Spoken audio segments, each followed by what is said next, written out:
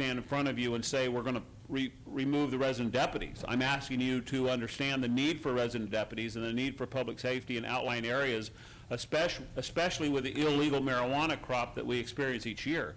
That's where we need the resident deputies.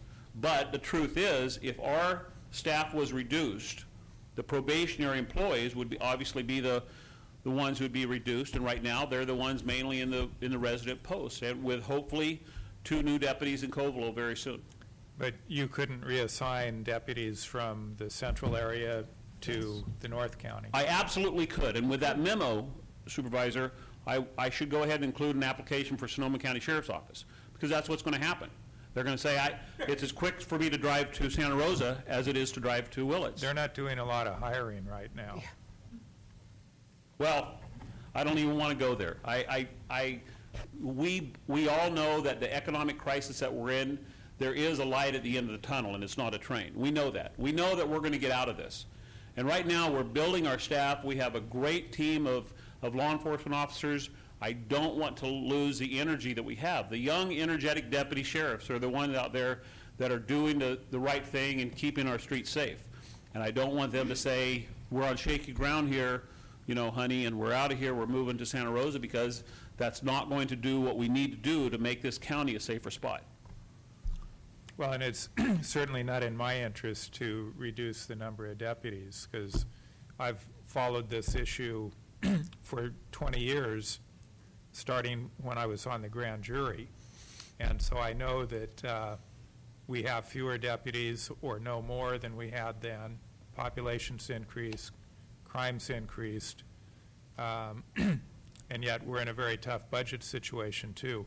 Is there, like the medical budget for the jail is a fairly significant item, and I think we do that basically on a single source kind of contract, or do we put that out for bid to see if there's a more cost-effective way to provide the service? I don't think we've put it out to bid for at least 3 years. CFMG is providing the medical coverage for the jail right now. We had a meeting with CFMG last month. We explained the mental health crisis that we're in, and CFMG was absolutely ready to step up to the plate, and without additional cost, they agreed to assist us slightly with the mental health situation. So I'm very satisfied with the quality of service we're getting right now, and I wouldn't be opposed to putting out to bid to see if someone else is going to come in at a lower figure, but I'm going to tell you the quality of service we're getting right now is a reason that County Council is able to not tell you about the lawsuits that are happening, because we're giving quality service, and our inmates are receiving what is legally required of us to give them, and I'm satisfied with the service CFMG is giving us for their cost. It is expensive, as is all health care. Thank you. Tom, we've been talking about, you brought up the idea of the zip tie program actually right at 2 years ago. And actually the last board direction we had was to direct your office and the CEO's office to get together to come up with a plan. And now you're telling us that you need an analysis done on this. Why can't you just implement the program and see where the revenues come? Supervisor, Mr. Chair, if this board votes today, I have the zip ties in my office, we'll implement it today. But unfortunately, I believe the law is going to require us to go through public hearings to make sure that the amount we're charging is within the legal requirement of what it actually costs the county to do. I don't want to circumvent the law here. But my point was, were you and the CEOs getting ready to come back to this board to tell us you're ready to do this, or I don't see what, I mean, I think that needs to come from your office of your plan. Not, I mean, it's your plan, it's going to be revenue for your department, so I think that needs to come from your direction this way and not from our direction your way. I mean, this has been languishing for 2 years now. And it's been my issue for 2 years too, Mr. Chair. If it's a significant revenue source, it could seriously help our budget. And I understand it, and I have them in my office ready right now. Once I receive the legal authority to sell them, we're going to sell them. Well, can I ask County Council, what's the holdup here? Well, the holdup is that an analysis has to be done as to whether or not, as to how much to charge for those particular zip ties, because it is a fee in the nature of a fee, and the fee has to be reasonably related to the services provided. That analysis hasn't been done yet.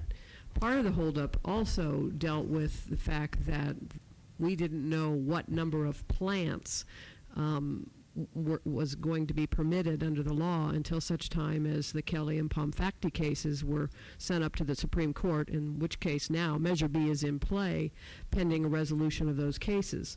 So now we have a number, a plant number, which we can use, and the analysis has to be done by a CEO's office or an outside analyst. We got to hire a marijuana consultant then, huh? You don't need to hire, we just need to do the analysis that will support the fee structure, that's all.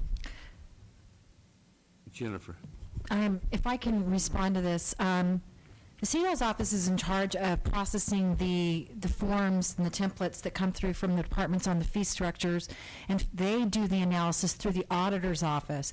Auditor's office looks at the fee structure that's being proposed by the department, and within the limits of the Prop 215, which basically says that we have to do this to adhere to only cost only for not-for-profit, as we all know.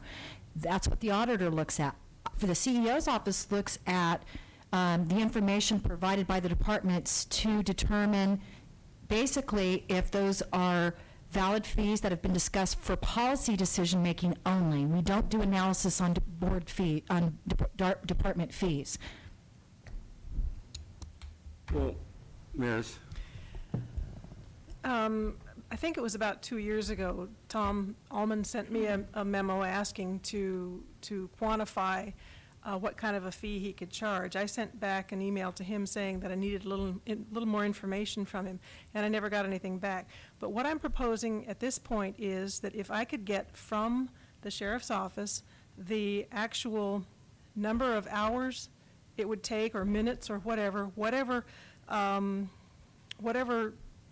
duties they think that it would take to issue this, both on sheriff's office, and I think you had some public health time in there as well. That's correct.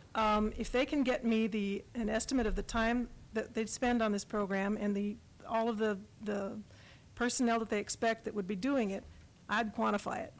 So if that's going to get us further along in the process, I'd be happy to. So what you're saying is we really don't need to hire this marijuana consultant. No. We can just get the information from the fee. sheriff's office to them. It's a fee. Okay, well, maybe we've made a big step here in the last 5 minutes. I never said we needed to hire a consultant. I'm just saying we need to hire somebody or get somebody to do the analysis, whether it's through the auditor's Certainly, office or the sheriff's office. I know several Somebody needs to marijuana do consultants. Supervisor Colfax. If you're going to make the fee such that it covers the cost of doing business, we're not trying to expand your organization. We're not trying to create new duties. I don't see how, unless the world of economics has shifted in the last 2.5 minutes. But where do you make money? If you're going to do it on the basis of what it costs you, you're going to have 2 more deputies and 3 other people plus the consultant or non-consultant, and it's going to cost you $35 each to send out a particular zip tie, $35 each, but you're going to have to prove that it cost you $35 in order to get that fee in place. I have 2 calls waiting for me today because it's 3 o'clock in the afternoon, waiting for me on the phone saying, when are we going to start taxing marijuana? This is not a tax on marijuana. This is to pay you for your services of putting out the zip lock or whatever they are called. The reality here is this is not a solution. I don't even know how we got into this discussion. But if we're going to be bringing on, we can make work for your deputies, but that doesn't seem to be the issue right now. How do you get to the taxing level rather than the fee level? And there's no way we can get out of it as far as I can see, and that's been the ongoing point that the general public doesn't understand, and this particular device doesn't enhance the argument or clarify the issue that somehow or other will make money off of marijuana. We won't, because we will not be able to do anything more than show that we use $35 per zip to top.